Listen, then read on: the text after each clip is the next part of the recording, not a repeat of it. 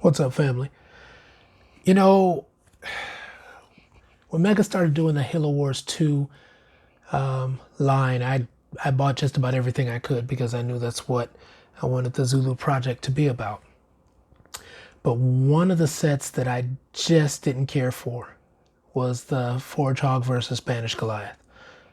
Now, granted, I wanted the Goliath, but I didn't want Forge and the Forge Hog. And that's basically because they had already killed him at the end of Halo Wars. So to me, if you take somebody out, it makes no difference whether I like the character or not. If you do it for shock value, or in this case, to tell the story, then let them stay dead. Don't resurrect them like this is a soap opera and just bring them back. And so I didn't want anything to do with the Forge and the Forge Hog. So I did what I don't do, and I started looking on eBay trying to find pre-owned Goliaths that I could buy.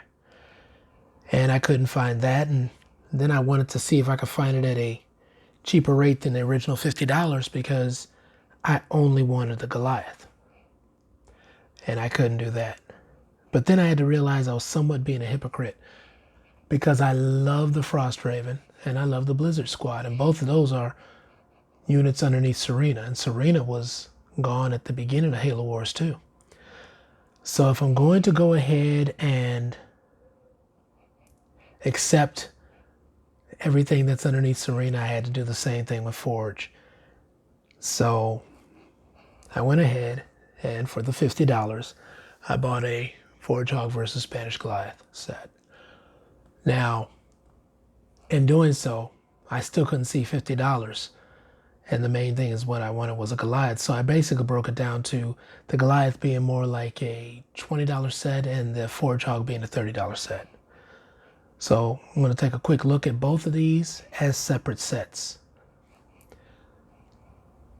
So first off, we have this Marine, which the thing that's really cool about this one is that he has a darker skin tone. And until recently, there weren't a whole lot of Marines with darker or varied skin tones. They were all just basically light. So that was really nice to see. And when it came to their Sergeant Forge, I had a problem with Sergeant Forge. Forge doesn't look like Forge. He looks like, I don't know, Johnny Quest dad from the old Johnny Quest cartoon. His hair is too dark. His beard is too dark. That doesn't look anything like Forge. Now, the one they did for Halo Heroes, I thought that looked fantastic as far as the head sculpt. This one, I like the armor better. Really nice detail. So, I'm going to, when I get back home, just exchange the head from the Halo Heroes for this head.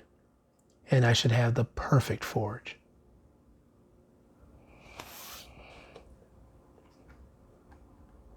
Now, here's the Forge Hog.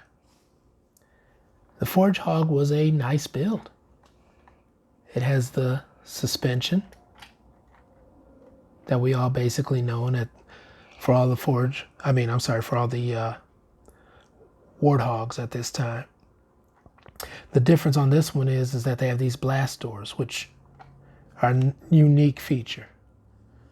Normally this is all open, but instead they have blast doors on each side, which makes that kind of special. Also, building of the railings on both sides. The lights are very nice, and then the ramming bar in the front, which is really nice for running over grunts and running into whatever banished troops you get to. But it's not just a bumper. So you can see the spikes in the front of this. So it's a ramming bar. The weapon in the back, you build every bit of this, and it's got a 360 to it.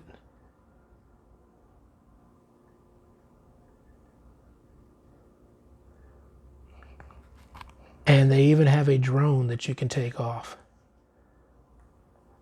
so that you can fly it. Sort of like in the picture on the box, where the drone would just kind of fly alongside like in game.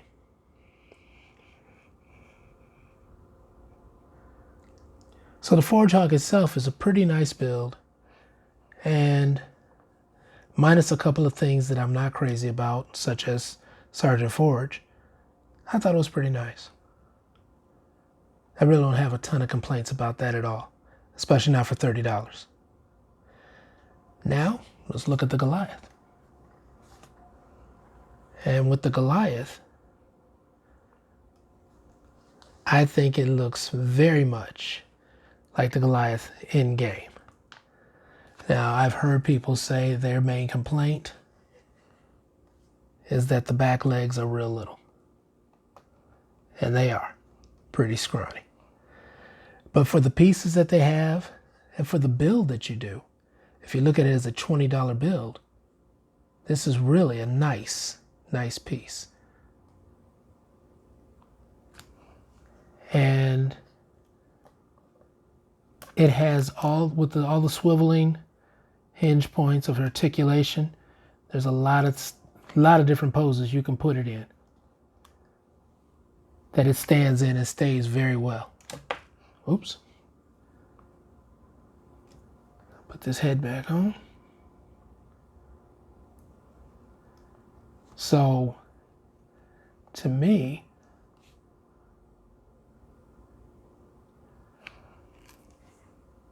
this is definitely worth the $20. And you can even see underneath how they detailed on your build and your layering underneath. So even if you stick him up, it's not missing things where you don't, where it doesn't look nearly as nice. It looks nice all the way around, top and bottom. The legs are a little small, but other than that, I can live with it. So, if you look, you say, is it worth the $20? Yes. Is the Forge Hog worth $30? I say yes. Especially with two pretty nice figures. Granted, again, I think you need to change the forge. But other than that, I think the figures are very nice. And the detailing on the forge makes up for the fact that it doesn't look like him.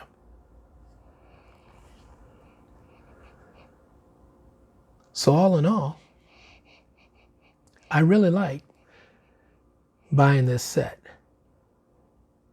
But I know what you're probably thinking. If you've watched me and you see what I've done, you know that everything I do, I try to make as close to in-game as possible. So that would mean I can't have just one Goliath. And if that's what you thought, you'd be right. I had to buy two sets. Because in game, there's always two Goliaths.